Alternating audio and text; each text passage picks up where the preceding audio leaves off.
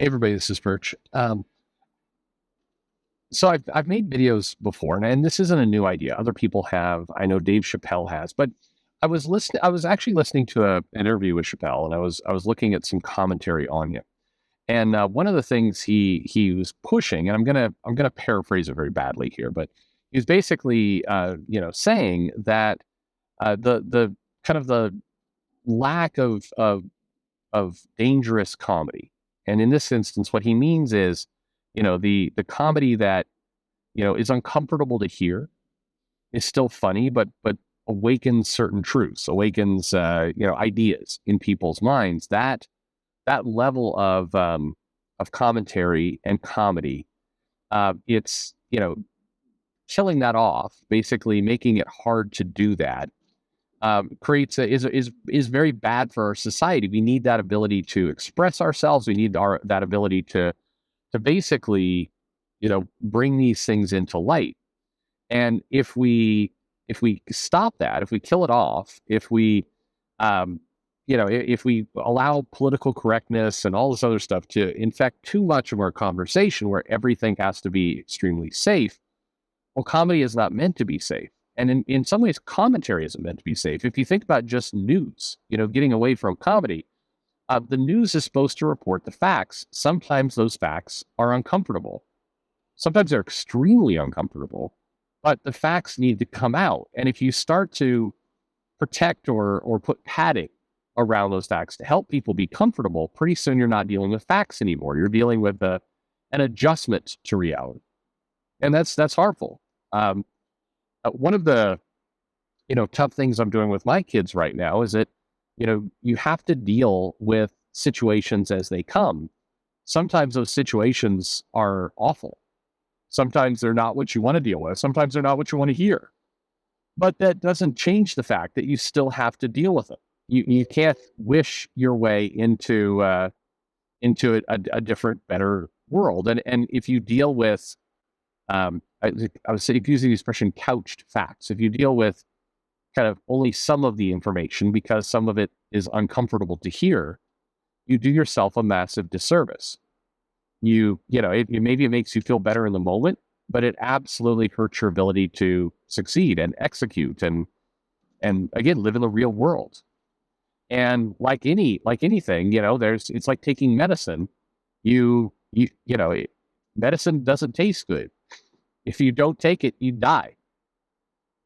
This is where I'm starting to think now. I recently did a video about Europe comics shutting down, and I thought, I am a troll to some extent. I freely admit it. So I put in something that's like, it's due to global warming as a joke. Well, what's funny is that I got two people from different angles who both got triggered absolutely by it. I got one person going like, this is how the comic industry is coping. It's like, it was a joke. And I got YouTube itself came in and added context to the video about what caused global warming. Global warming had nothing to do with the video.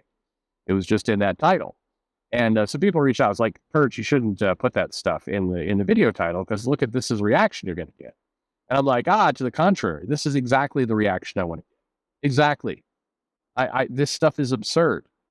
And this is my, small little pathetic way of calling that out. That's what I've chosen to do. Is it productive and helpful? Probably not. But is it funny and amusing to me? Absolutely. So sometimes funny and amusing to me, is part of the goal. It is what makes the world go round sometimes. So it is what it is. But regardless, comics. When you think about when they've been their strongest, when you think about when comics have told the stories that we remember, want to hear, and love, it's often because they're in some ways creating an uncomfortable truth.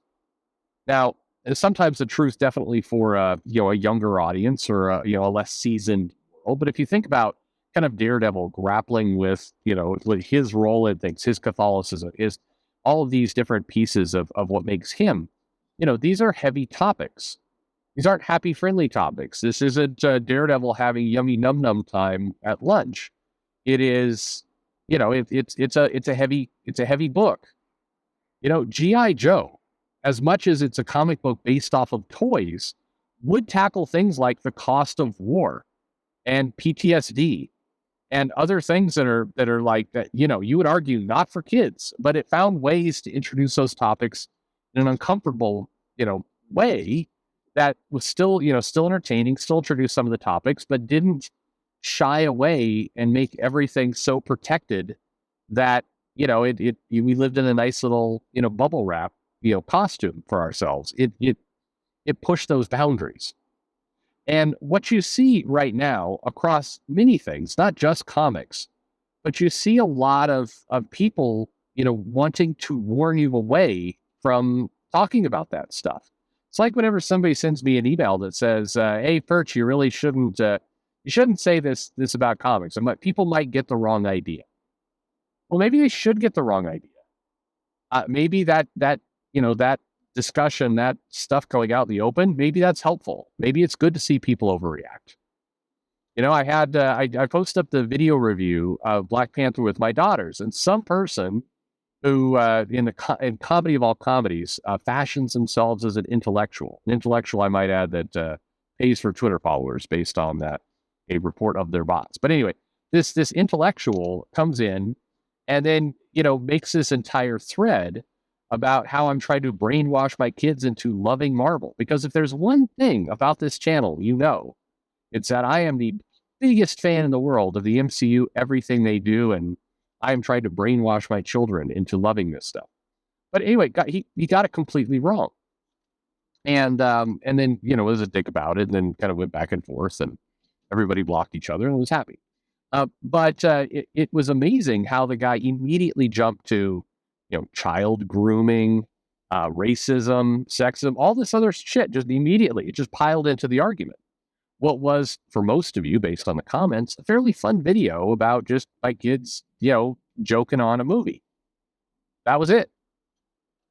But it, that as I'm looking at that again, people start giving me advice. It's like, well, you really should have been more clear, and sarcasm is not understood on the internet. So really, maybe you shouldn't do it. Maybe if people can't get sarcasm, maybe you shouldn't be sarcastic. Maybe dry humor. Maybe you need to explain yourself. Maybe you need to put like a little content note underneath the tweets you post to explain, what you really mean. If you're being sarcastic about something, you really need to put in like a little emoji with the slanty eyes, or that sounds racist, but or /S, or something basically to provide a warning to people that you're being sarcastic and you're making a joke. You need to make sure people understand it's a joke. And that entire thought process, to me, is a big part of what's wrecking a lot of our media and comics and things today. The idea that we need warnings. I mean, a lot of people push back on trigger warnings as dumb, but guess what?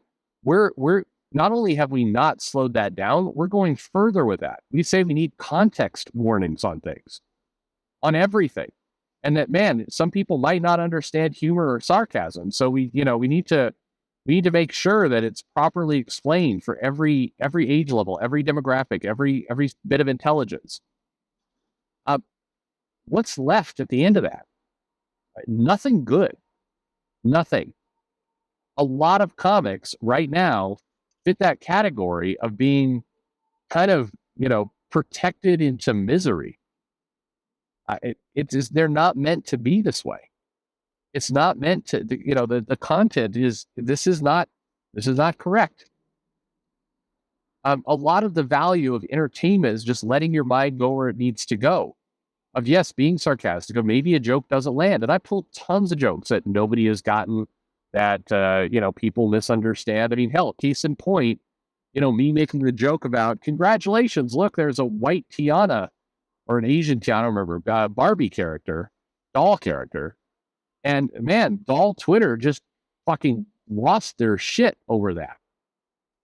And keep in mind, I imagine if you're part of doll Twitter, you're not exactly, you're probably used to people taking the piss out of you. I would guess you've lived a hard life, so to speak. I would guess that respect and acceptance probably isn't too high in things you deal with every day. So I imagine I get why you might have a trigger finger where it comes to not understanding jokes. But I own it. I own that joke did not land. People didn't get it.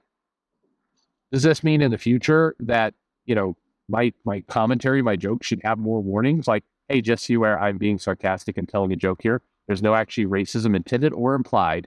And please understand that if you were offended by this, I am deeply sorry in advance. Like, fuck, who wants that?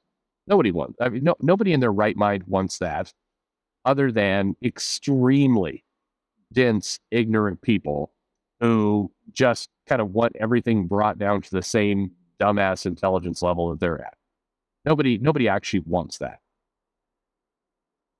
But if you look at comics and you look at a lot of the material that's put out this day, we are steering hard into that world, into a world of over explaining things. It's why you see comics with pages upon pages of characters eating and talking.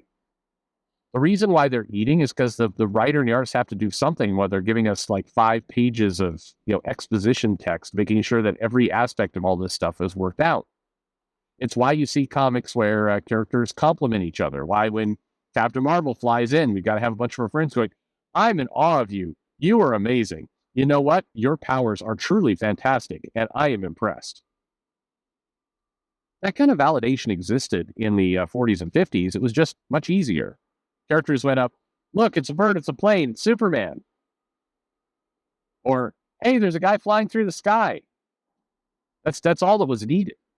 Everybody got from that, wow, that's pretty fucking impressive, because, most of the time people don't fly around, and stronger than a locomotive, more faster than a speeding train, all that kind of stuff. We understood, we got it. That equals, hey, this person's pretty awesome. This person's doing some pretty cool shit right here. But over time, people got dumber. And pretty soon it's like, I don't know, what do you mean by faster than a speeding locomotive? What do you mean by that? Do you mean the person's good? I'm not quite getting it. And so that's why now comics have to have commentary where the characters literally say, oh my God, you're cool. You are an inspiration, amazing, powerful, yet humble and great. Pretty too. Breasts exactly the right size. You are truly an amazing woman, but not just a woman, human being. And not just human being, but person that exists anywhere in the universe. You are great. This is just the long, drawn out, dummy way of saying, wow, pretty fucking cool, this person flying through the air. Remember Wolverine, I'm the best at what I do. What I do isn't very nice. That was the same. That was this. It's the same thing. Every now and then the other X-Men would tease them about it. I hear you're the best at what you do. Like, yeah, that was it. That was the bit. But people got stupider, couldn't figure out what that meant. And so now we got, this, wow, Wolverine, you're amazing. Especially the way you have claws that are sharp and they protrude roughly, 8 inches or, 2 feet, depending on the artist drawing you. You are, your claws that are metal can cut things. And that makes you a very, strong fighter, but also with a heart of gold. I am so glad that you are a friend, and you are a tremendous individual. Thank you. And even though you're from Canada, there's nothing wrong with that. Justin Trudeau rocks. Love all of our neighbors to the north. Look, we need to be able to have comedy, say uncomfortable things, and then maybe some people won't get it. And fuck it. Get smarter. I guess that's my answer. It's, some jokes will go over your head. Does for me, does for all of us. It's okay to be comfortable with that. We'll be okay. We do not ever need everything spoon-fed to us like we're a moron. That only will result in worse comics. Anyway, thanks for listening.